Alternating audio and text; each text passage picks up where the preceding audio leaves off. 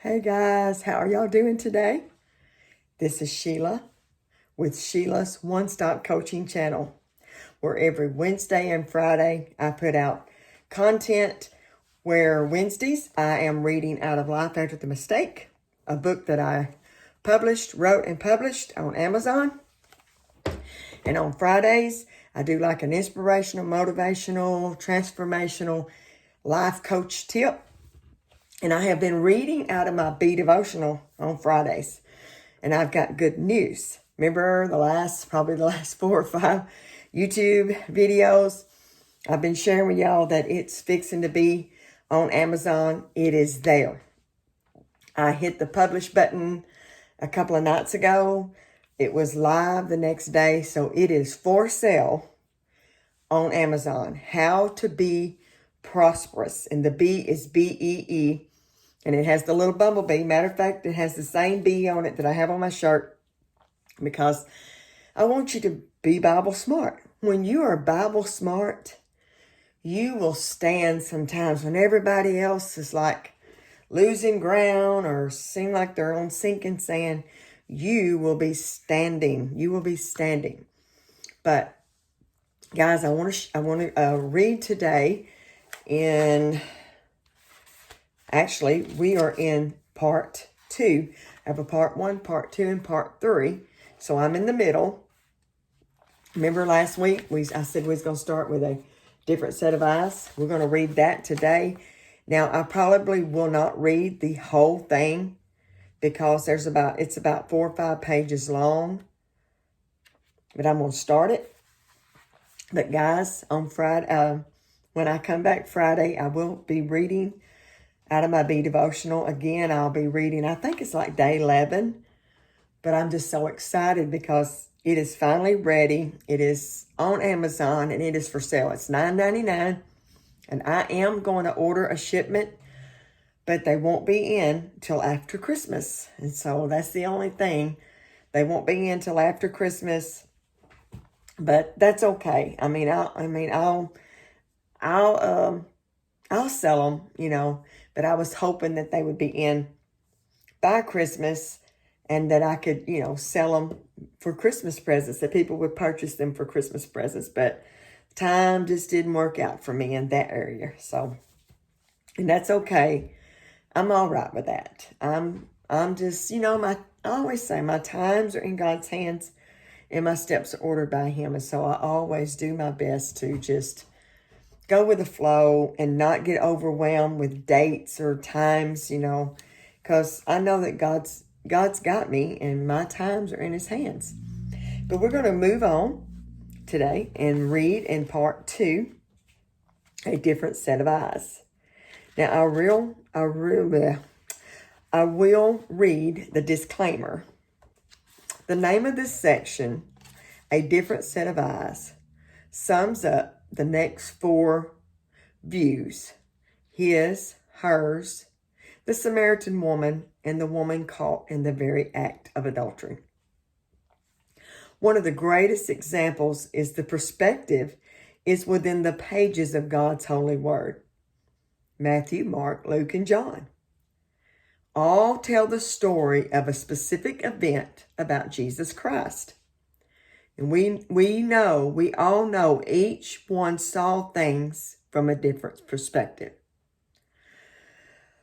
The next 4 accounts are fictional retellings of perspectives of those involved in a sin that has taken its toll on many of us. What sin? Adultery. And great liberty was taken with the writing. My views are my own, and these accounts do not intend to assume any thoughts or feelings of other parties. These accounts do not stand as fact.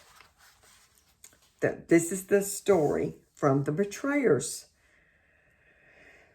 view. Oh, if only I could go back.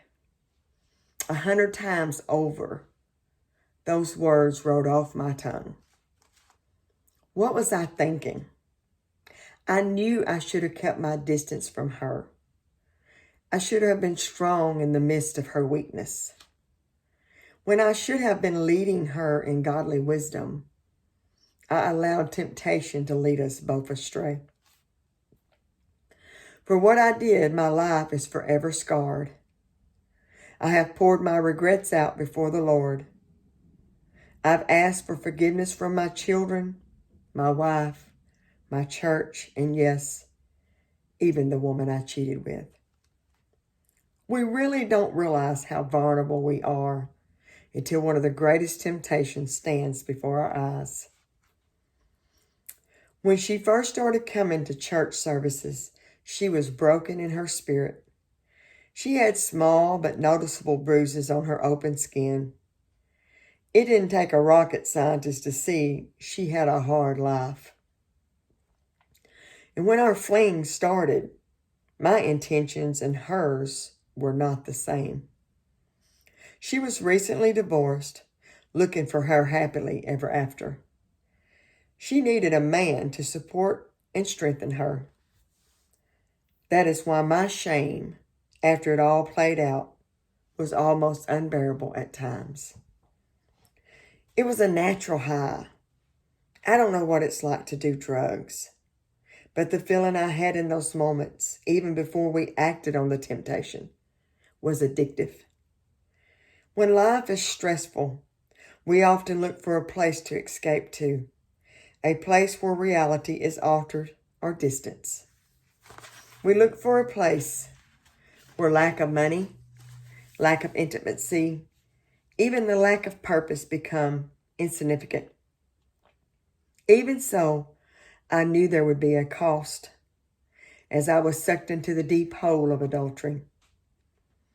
It's difficult to think logically when we're at a low point and temptation beckons us with that escape.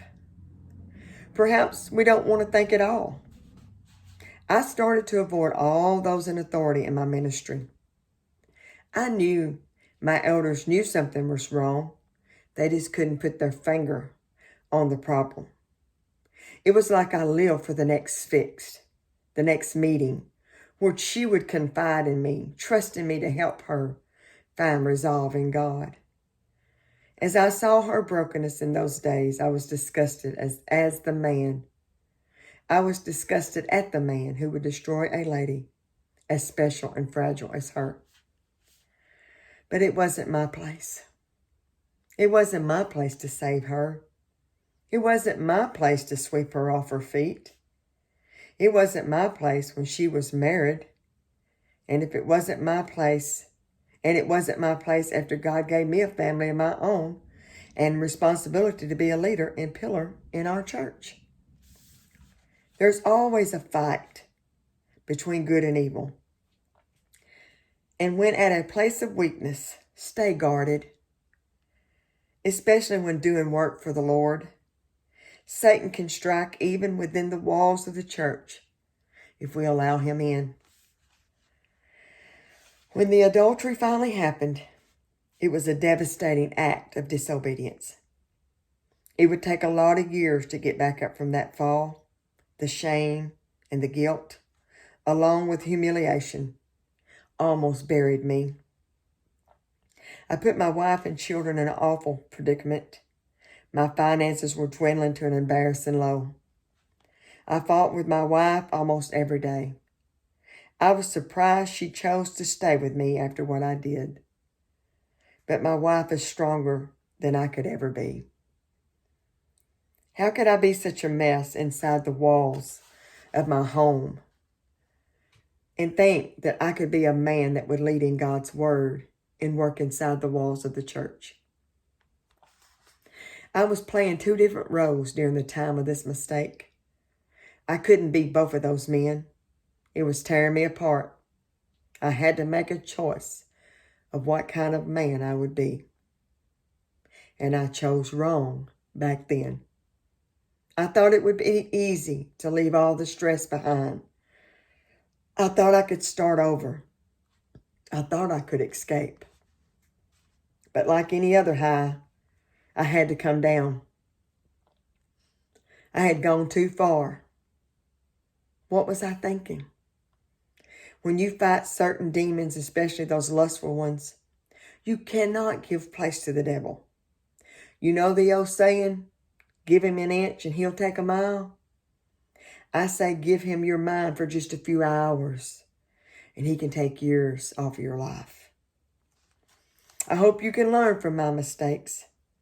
It doesn't matter who you are or where you come from or even your status quo. We are all at risk of falling into this trap. The enemy will study you. He will watch how you handle situations.